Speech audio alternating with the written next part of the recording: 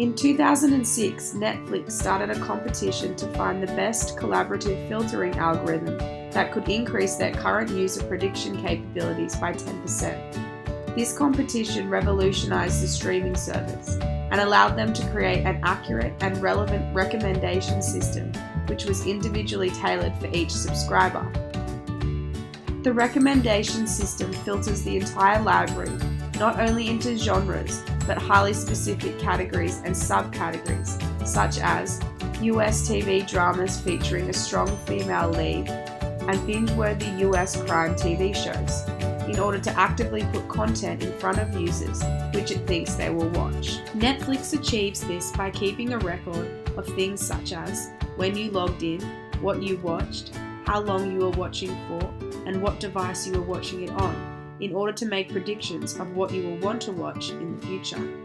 In 2012, Netflix began producing original content with titles such as House of Cards and Orange is the New Black, which were the product of in-depth data analysis to predict the show's popularity. Online analytics company Jigsaw will explain how this works. Revolutionized the way television content is created for audiences, and they did that using analytics. They first started by collecting data, lots of it, lots and lots of it. Since they had access to the viewing preferences of all their members, this put Netflix in a great position to predict what kind of people want to watch what in which genre.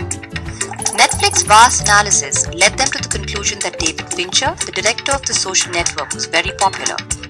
The British version of The House of Cards, a political television drama from the 90s, had been well received by the existing viewers, and that the viewers of both David Fincher and the British House of Cards also watched films starring Kevin Spacey. Each of these very individual factors had to contain a certain volume of users. Netflix had a lot of users in each category. This weighed in heavily when Netflix ultimately then made the decision to buy the rights to the show and create an American version of House of Cards. So where does this leave diversity and originality? As Netflix is a relatively new phenomenon, there is not a lot of empirical data conducted in research.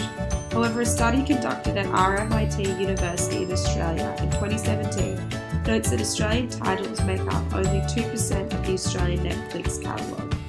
Furthermore, in the US, there is slightly more Australian content on their catalogue, and Australian titles in Europe are scarce. Finally, in Canada, only 3% of feature films are Canadian, and in the EU, only 12 to 21% are originated there, with some countries not represented at all. Netflix still has a major problem with its algorithms, creating an online filter bubble where people are only exposed to a variety of titles that an algorithm assumes they will like.